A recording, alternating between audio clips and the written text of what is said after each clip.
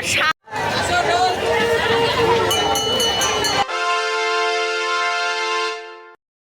Hello বন্ধুরা, আমি পূজা। তোমাদের সকলকে জানাই আমার চ্যানেলে স্বাগত। সকলকে জানাই শুভ রথযাত্রা।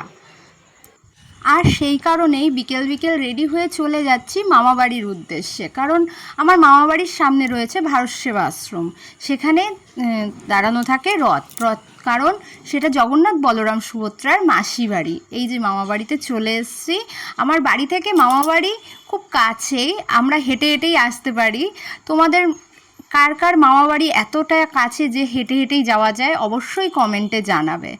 এই যে সেই আশ্রম, আমরা ছোটোবেলায় এখানে প্রচুর 7 দিন ধরে খাওয়া দাওয়া হতো।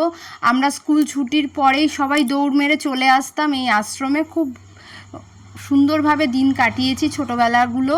এই আশ্রমে অনেক স্মৃতি জড়িয়ে রয়েছে আমাদের।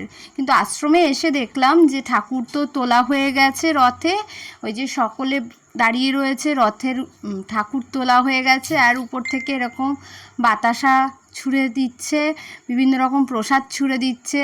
খুব ভাল লাগে এই জিনিসগুলো, একটা আলাদাই অনুভূতি ও দারুণ মজার।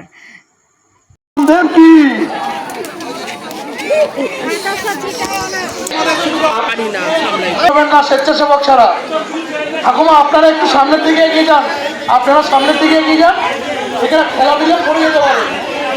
জয় জগন্নাথ। আস্তে আস্তে টানুন, আস্তে আস্তে আস্তে আস্তে টানুন, আস্তে আস্তে। জয় জগন্নাথ।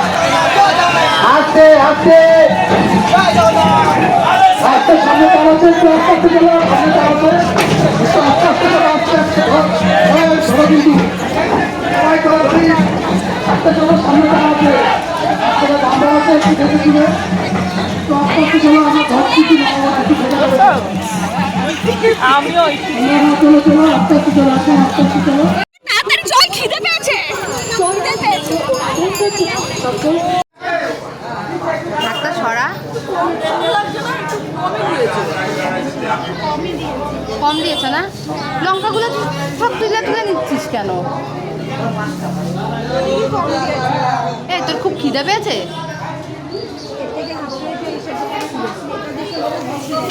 কত লঙ্কা!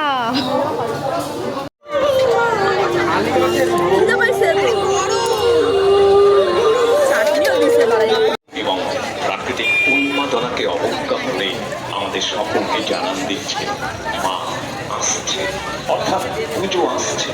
সমাজের প্রতিটি আবেগ, অনুরাগ ও সাংস্কৃতিক ঐতিহ্যের সাথে সামঞ্জস্যতা বজায় রেখে আপনাদের সকলের সহযোগিতা, ভালোবাসা এবং আশীর্বাদ বার্তা নিয়ে জয়পুর পৌর 4 পুরনো 8 নম্বর ওয়ার্ড দীঘির পাড় মিলন তীর্থ ক্লাব এই 2024 মেলায় যাব আর ফুচকা খাবো না, তা আবার কি হয়? মেলায় গেলে তো অবশ্যই ফুচকা খেতে হয়। আমার মতো ফুচকা প্রেমী কারা কারা আছো অবশ্যই কমেন্টে জানাবে।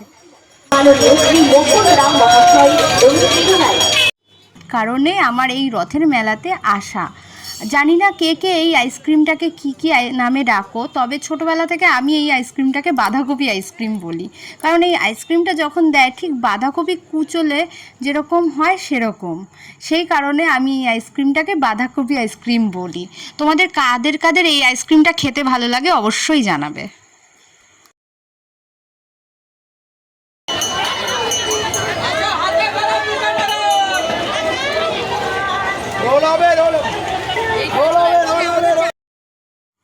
এখন মেলায় গেলেই বাচ্চাদের চড়তে দেখা যায় এই ধরনের গাড়িগুলোতে, বেশ দেখতে ভালোই লাগে, তাই না? তো এই ছিল আমাদের উল্টো রথের মেলার ভিডিও। যদি ভালো লাগে অবশ্যই কমেন্টে জানাবে এবং লাইক করে দিতে ভুলো না। আবার দেখা হবে পরবর্তী ভিডিওতে। আজকের জন্য টাটা। কাপগুলো সুন্দর রে, কাপগুলো সুন্দর। দোকানটা নষ্ট হয়ে যাওয়ার